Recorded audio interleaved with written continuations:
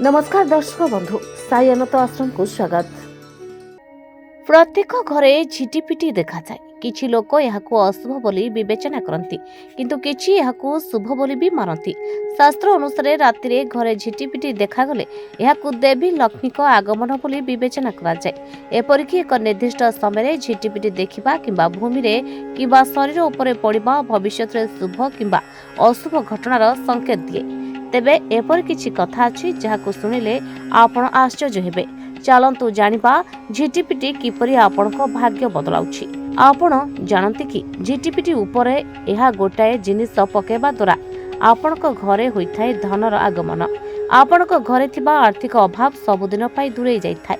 झिटिपिटी जीवन रे सुख और समृद्धि आनिथाय। शास्त्र रे मध्य झिटिपिटीर महत्व वर्णना करा जायछि। एभଳି भारत किछि स्थान मानकरे झिटिपिटीर पूजा मध्य करा जाय। एमिति कि एक मंदिर श्री रंगनाथ मंदिर अछि जेउठिके झिटिपिटीर चित्र को कांथरे लगा जायछि। झिटिपिटी दर्शन को शुभ माना जायथाय। आज आमे आपनको झिटिपिटीर संकेत संबंधरे कहिबाकू जाउछु।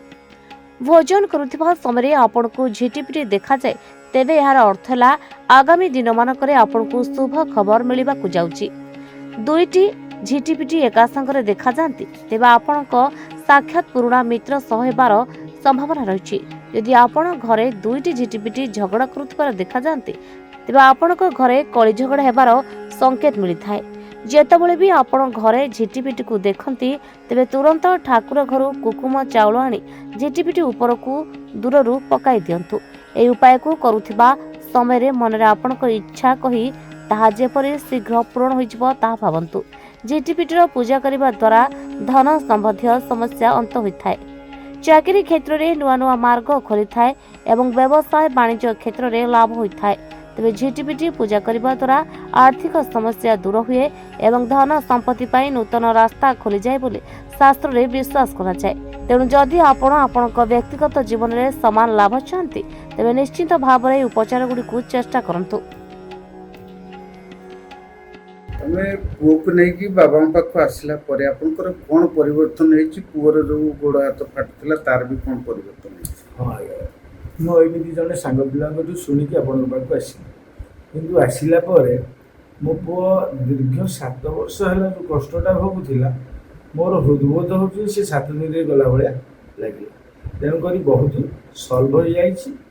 एथि पई बाबा को कोटि कोटि प्रणाम आउ महावीरी पंचमुखी महावीर हनुमान को मो स्वामी जहाँ कहले मु भी से कहबो चाहूँ। तथापि मोर अलग अनुभूति बाबा कहले मेडिटेशन करने आम 4 खाली मेडिटेशन कला काली कर मेडिटेशन मो निजे महावीर आसिकी छुई पेटू देवी मुझे कष्ट पाई मो पुओ कि बर्तमान अनुभव करुँच मो पुओ भविष्य संपूर्ण भल। अच्छा पुओ एडी आसिले परे मोर जति माने कष्ट थिला मो आगुरु जमा चाली पाउनथली एडी जति सप्ताह भीतर आसिलेनी माने मते एते भल लागुची मो चाली होछ बुझी होछ खेली होछ सब भल लागुची आगु मु किछि करे